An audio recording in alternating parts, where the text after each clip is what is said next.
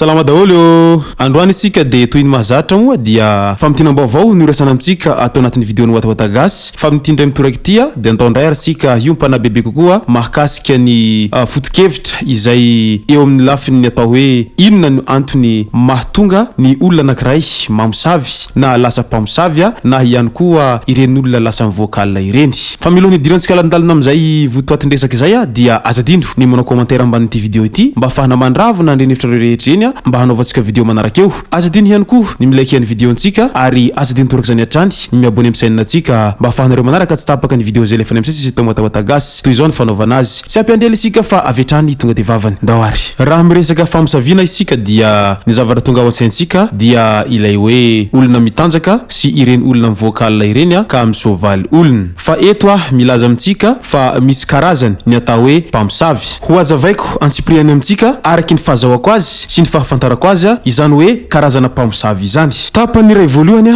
ny eo amin'ny ilay mpamosavy izay tena atahorantsika fatratra ilay hoe misovaly olona sy ilay mivocal ary mitanjaka iny. Inona ary no antony mahatonga anireny olona ireny mivocal? Moa ve tena efa voajanary ao aminy izay hamosavy zay sa inona ny tena antony mahatonga izay? Ka izany no fakifakaiko amintsika amin'ny tapany voalohany amin'ity vidéo ity. Antony roa no mahatonga anireny olona mivocal sy mitanjaka izay mandeha misovaly olona ireny araky ny fahafantarako azy. Mety misy ny antony hafa izay tsy fantako fa raha ny fahafantarako azy no lazaiko amintsika dia ireto antony roa ireto. Fa raha misy mahitany ny antony ankoatra ny ireto fahafantarako azy ireto dia aoka hilaza ao anatin'ny commentaire ao. Ny antony ray voalohany dia lovaina izy ireny. Izany hoe fantany voakely ilay ankizy na voateraka iny dia efa ampandovainy ireo olon-dehibeany izay fanafody ratsy ka mahatonga azy ho lasa hamosavy sy vocal izay rehefa tonga ny fotoana hatongavany amin'izany. Izany hoe efa taranaky ireo zay efa vocal izy ka volavolaina ao anatin'izay resaka fanafody ratsy izay ka ino no mahatonga azy tonga amizay sehatry ny fivoahana alina amin'ny famosavina izay ka izany no antony ray voalohany mahatonga anireny olona mivoaka sy mitanjaka amin'ny alina ireny. Fa ny tapany ray faharoa kosa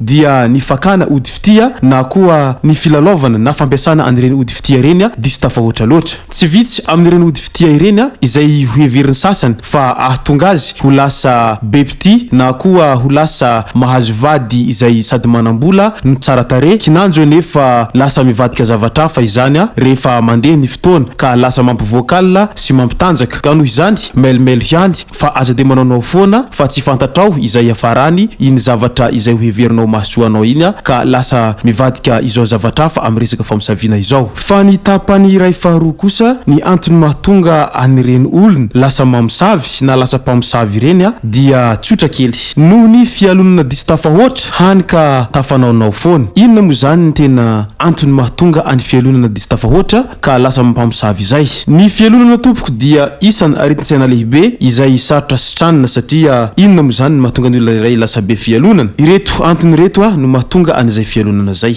Voalohany ny tsy fahazakana mahita namanao izay tena namanao ka lasa tafatafa kely noho ianao. Izany hoe ny tsy fahazakana resy izany. Eo ihany koa ny tsy fahafinaretana mahita zavatra tsara na koa mahita ny fahasoavany hafa. Ka izay rehetra izay dia lasa miteraka lolony sy aretin-tsaina ka lasa mampamosavy. Ka mariho ketona fa io fialonana io dia isany aretin-tsaina iray lehibe ary toetra farakin'izay ratsy ary io ny tena mampamosavy tena hentsitra de hentsitra noho ny ilay olona le vocal ireny. Izany hoe ireny olona vocal ireny matetika tsy dia mamono olona ary tsy manome poison na zavatra ohatran'izany olona fa ny olona be fialonana ireny ny tena manome an'izany fanafody mahafaty sy poison izany amin'ireny olona manodidina azy. Ka noho izany ary aiza ary ny tena ratsy amin'izy roa, ilay mivocal sy mitanjaka ve sa ilay olona izay manana aretin-tsaina amin'ny resaka fialonana izay? Izay raha tomboko lasy tomboko vavy amaranako an'ity vidéo ntsika ity. Manasa antsika rehetra hanao commentaire ambanin'ity vidéo ity mba afahana mandravo na neny hevitra rehetra anaovantsika vidéo manarakeo. Manasa antsika ihany koa ilaiky ny vidéo ntsika ary manasa antsika tanandreo hatrany abone amin'ny chaîne ntsika mba afahanareo manaraka tsy tapaka ny vidéo zay lefa ny amsay sy Watawata Gasy. Tomboko lasy tomboko vavy mankasitraka de marary soa.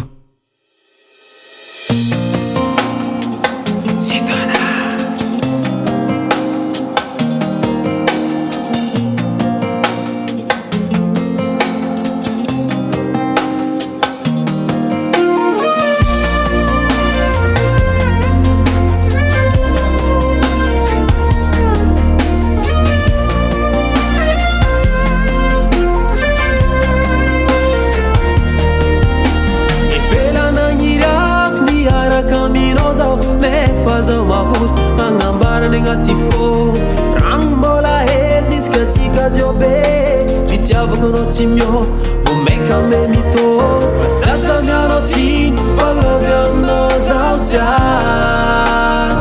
fa mahery fitiavagna atolotro anao tany hesa atolotro anao ty fôko mba leva atolotro anao kasamiagnatsiny zaho tsy agny fa mahery fitiavako anao kaza tao adala zaho tsy agny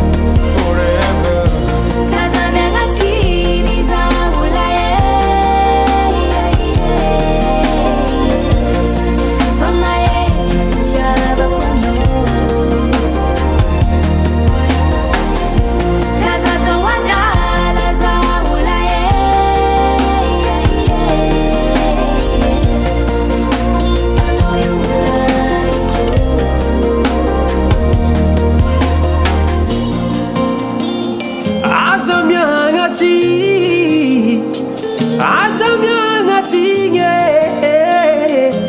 anao tiako. Je t'aime.